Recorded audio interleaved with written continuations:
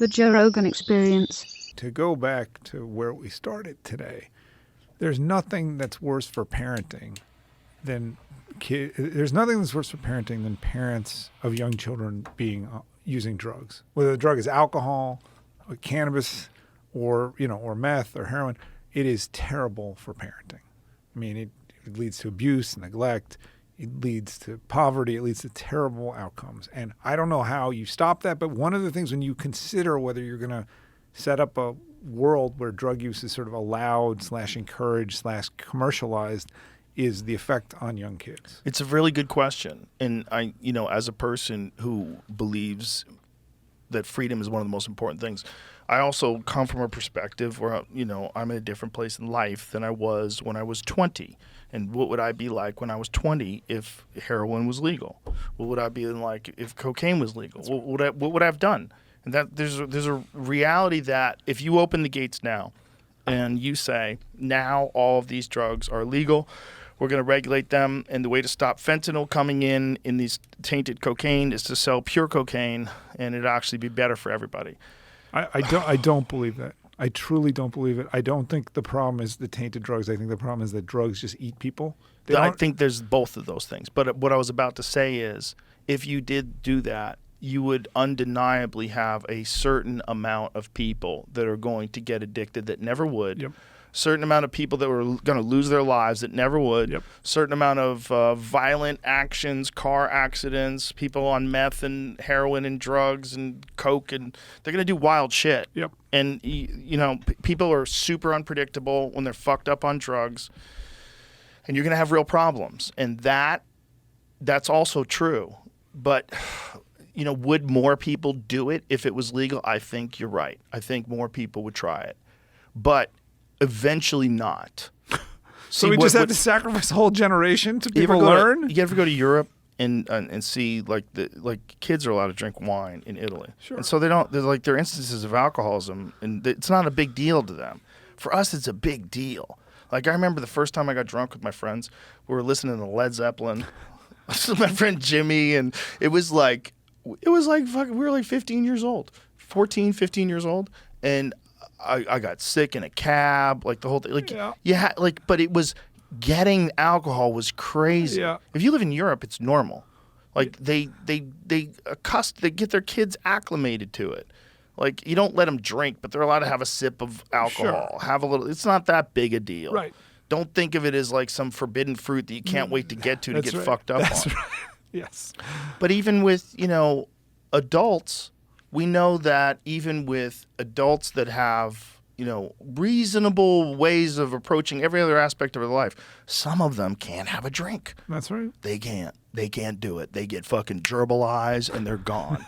You know those guys. Yes, of course. Those are real people too. And what do we do about that? And it's a good question, but it's a question that unfortunately there's so many pros and cons of both sides. And the con of both sides is crazy because you're empowering a gigantic criminal enterprise. That is, yes. That's crazy. And that was prohibition. That was the thing that was going on in America. They didn't stop people from drinking whiskey, but they stopped them from drinking good whiskey. They were making moonshine and... that was what NASCAR was created for. Yeah. They were trying to run away from cops. Those boys out, yeah. They developed hot rod cars to run away from cops. And they said, we should race these motherfuckers. And they just got on fucking racetracks in a circle. Yes. I mean, that's literally how NASCAR started. And it's kind of amazing. But it's just... There's no one perfect answer. There's no one thing we say, you know what?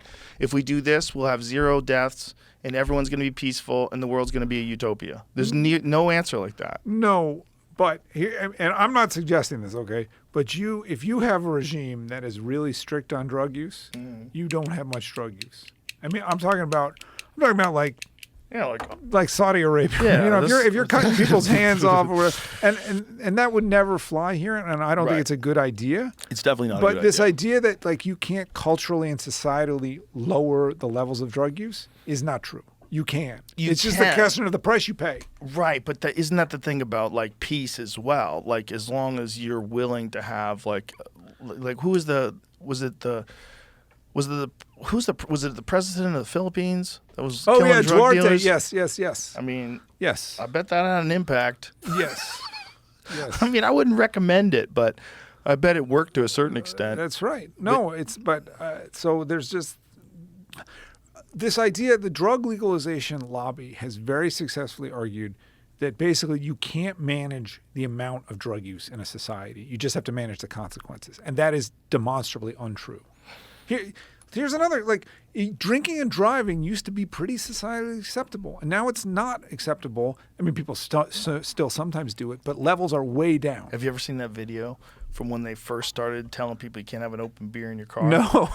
See if you can find that video, Jamie. I think it's from the 1970s. And then this lady's like, basically, we're becoming communists. And this guy's like, you work all day. It'd be nice if you could have a beer on your way home. It's crazy. These people are advocating for openly drinking in their cars. That's right. You can change that behavior and attitudes. Well, that's a wild one. That's a wild one that people want to be able to just fucking booze it up while they're driving. Listen to this. Drinking and driving here is viewed by some as downright undemocratic. It's kind of getting communist when a fella can't put in a hard day's work, put in 11, 12 hours a day, and then get in your truck and at least drink 1 or 2 beers.